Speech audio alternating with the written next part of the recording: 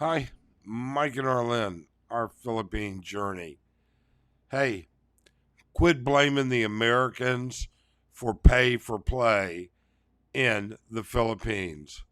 We didn't start it, we didn't legalize it, we didn't regulate it, but we did put an end to it at one point. Let's talk about it. I never got it, why'd you have to go? I guess this world's too slow for you. I think there's beauty in the gray, the cold, but you just want the gold. And there's no way I can beat it, cause I got no chance, no chance when it comes to her. She got the glitter and the fame, and I just wasn't enough. Okay, Americans get blamed for everything. And rightfully so, we are responsible for a lot, I guess. But we're not the only ones that are responsible for things. And nobody else takes as much crap as we do. Although I can't say that a lot of it is unjustified for sure. But what is unjustified is saying that we created and brought, pay for play to the Philippines. We didn't. In fact, we're going to show you exactly what that history is. So take a gander at this. Multiple studies show that prior to the Spanish arriving in the Philippines, there's no indication that pay for play actually existed. Okay? But when the Spanish came, that changed. Now, the Spanish were here for 333 years. The Americans semi-ruled for 48 years. But during those 48 years, American rule outlawed pay for play specifically. And I think it's important that you know this.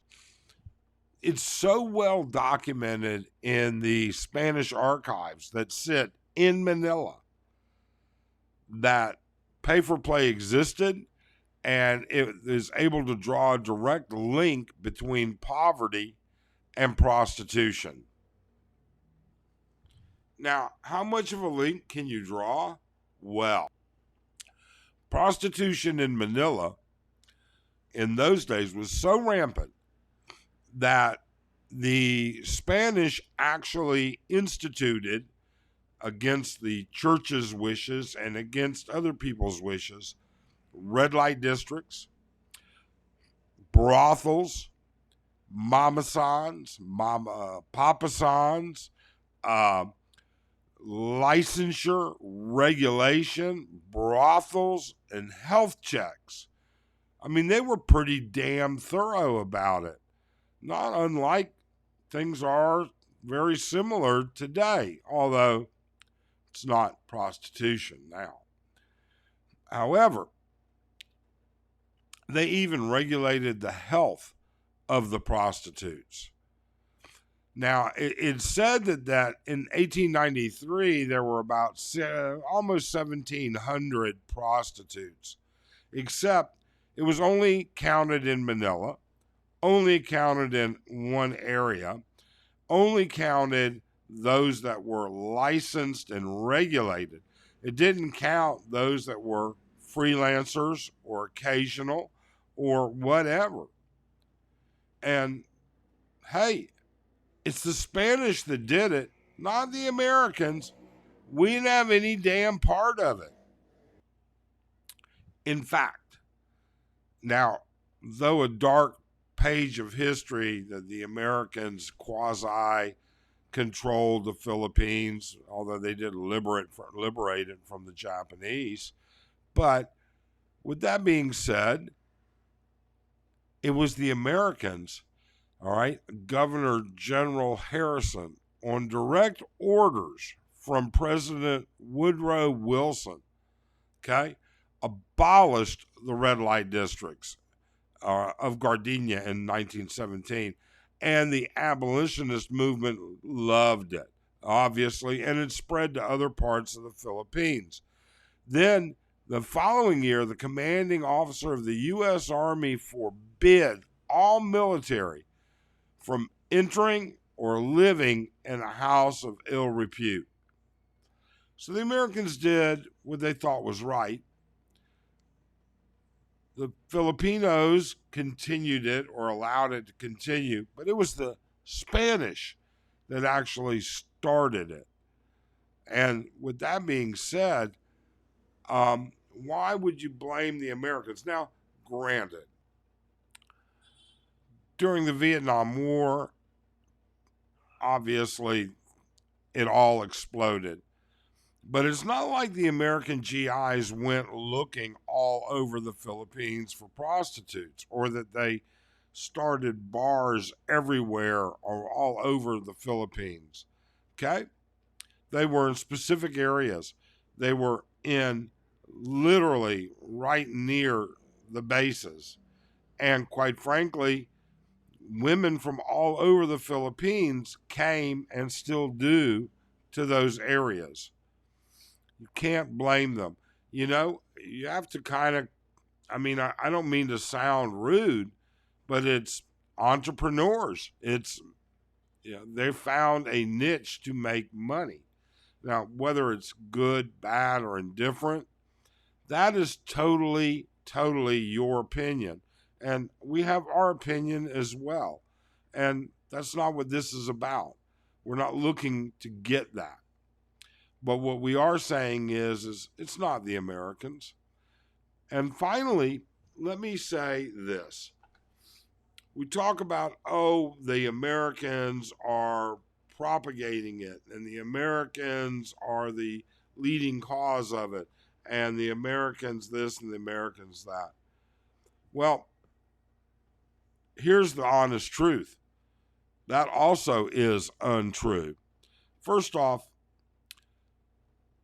Asian countries, Korea, Thailand, Vietnam, and Japan, the number of those tourists far exceed by double the number of American tourists in the Philippines.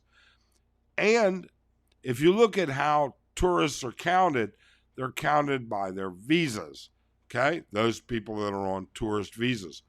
Over half, if not more, of the Americans here on tourist visas are actually expats taking advantage of the 3-year program, and then they fly out for a day and come back. Whereas the Asians are 90% all actually tourists.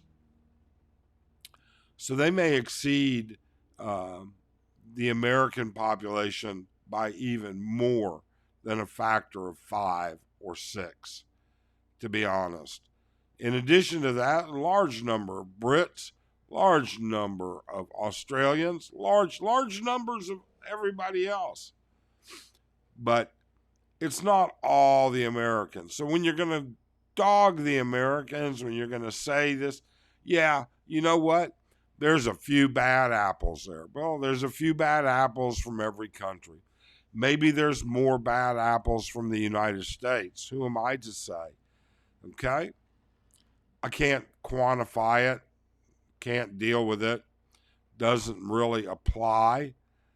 Americans get in trouble just like British get in trouble, just like everybody else gets in trouble. Shit happens. You can't regulate it's kind of like that nasty, sad brother-in-law you have. You got them whether you wanted them or not, and getting rid of them is not within your power. We certainly hope the Philippines gets rid of the bad apples, but it's not something that we as foreigners can do. So we didn't start prostitution. The Spanish did.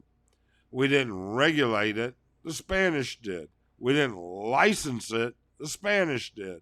We didn't create health concerns and checkups to safeguard uh, our troops and the general population. The Spanish did. But we did outlaw it. We did shut it down. But once the Philippines took it over, everything changed. So that's just the way it is. I apologize, I'm not as lively as possible today. I've still got this head cold, a lot of cuts in and out to blow my nose. If you found this interesting, please do subscribe. Please do hit that thumbs up. Otherwise, we have our live stream, which we'll be discussing this and the new divorce laws and a couple of other things. That'll be Monday morning, 8 a.m. Philippine time, Sunday night, 8 p.m. Eastern Standard Time in the U.S. Otherwise, we wish you a great day and hope you're doing well.